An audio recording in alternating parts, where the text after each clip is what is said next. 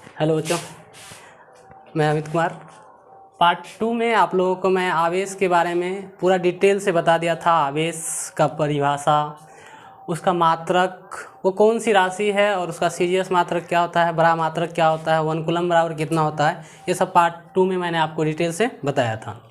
ये वीडियो है आपका पार्ट 3 में अब मैं लेकर आया हूँ आपके लिए।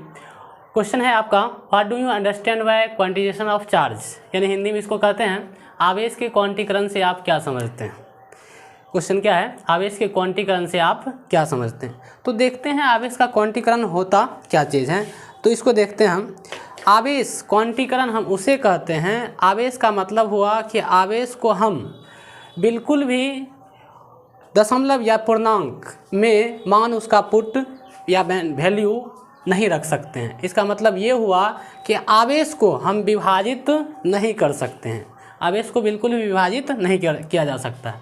मैंने लिखा भी है यहाँ पे क्वांटिजेशन ऑफ चार्ज का परिभाषा देखिए, आपको लिखा गया है आवेश को अनिश्चित रूप से विभाजित नहीं किया जा सकता है, बिल्कुल भी अनिश्चित रूप से इसको विभाजित नहीं किया जा सकता है।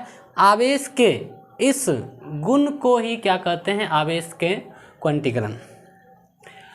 फिर से मैं बता देता हूँ आपको, क्वांटिजेशन ऑफ चार्ज आप याद करेंगे, आवेश को अनिश्चित रूप से विभाजित नहीं किया जा सकता है। बिल्कुल ही आसान है कि जिसको हम विभाजित नहीं कर सकते हैं किसी भी तरह से, उसे ही क्या कहते हैं, आवेश का क्वांटीकरण। आवेश का क्वांटीकरण कहते हैं।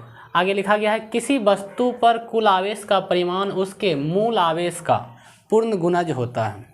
यानी कहने का मतलब ये हुआ, उसका ना तो मान हम दशमलव में ले सकते हैं, ना ही भिन्नात्मक गुण यानी कि भिन्न बट्टे में ले सकते हैं।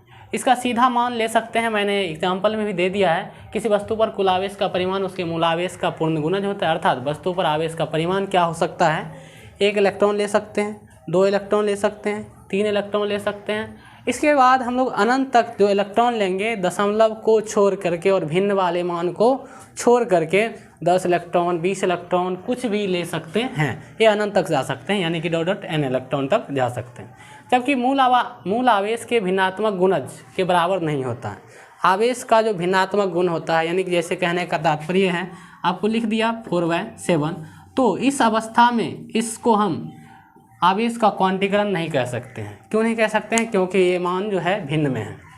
भिन्न वाले मान हो चाहे ये दशमलव वाला मान हो, उसको हम क्वांटिजेशन ऑफ चार्ज, आवेश का क्वांटीकरण नहीं कहेंगे। तो यही चीज़ लिखा हुआ है, भिन्नात्मक गुणज के बराबर नहीं होता है। एग्जाम्पल भी मैंने दे दिया है, जैसे 0.6 इलेक्ट्रॉन है, तो ये जो होगा आवेश के भिन्नात्मक गुणज के बराबर है, तो ये आवेश का क्वांटीकरण नहीं होगा। 0.7 है, 0.3 है, इसी प्रकार ले सकते हैं।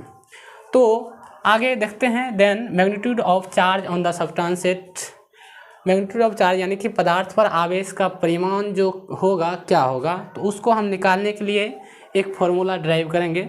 फार्मूला क्या होता है, आवेश को हम जानते हैं डिनोट करते हैं क्यू से, क्या चीज़ से, क्यू से, और क्यू इक्वल टू क्या हो जाएगा, प्लस माइनस एन ई। एन का मतलब होता है नंबर ऑफ इलेक्ट्रॉन या प्रोटॉन, नंबर ऑफ इलेक्ट्रॉन या प्रोटॉन आपको, और ई का मतलब होता है फंडामेंटल चार्ज। फंडामेंटल चार्ज यानी कि बेसिक चार्ज, आपको पार्ट 2 में बता दिया गया था। फंडामेंटल चार्ज, बेसिक चार्ज यानी कि मूल आवेश के गुण, मूल आवेश बता दिया गया था। मूल आवेश E बराबर 1, E बराबर आपको मान भी बताया गया था 1.6 × 10⁻⁻19 कूलम के बराबर होता है।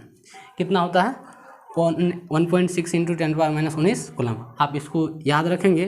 तो इसी प्रकार हम, अगर आपको कोई भी सवाल जैसे दे दिया कि किसी भी इलेक्ट्रॉन या किसी भी पदार्थ का संख्या, जैसे मान लीजिए हाइड्रोजन की परमाणु संख्या 1 है, तो उसका मूल आवेश या आवेश का क्वांटीकरण क्या होगा, आवेश का परिमाण क्या होगा, तो उस प्रकार हम निकाल सकते हैं इस फार्मूले से। क्यू बराबर यानी आवेश यानी कि नंबर ऑफ हाइड्रोजन की संख्या जो दिया है 1 दिया है, तो इस प्रकार डिराइव कर सकते हैं। 1 दिया है और ई का वैल्यू हम जानते हैं 1.6 × 10⁻⁻19 कूलम।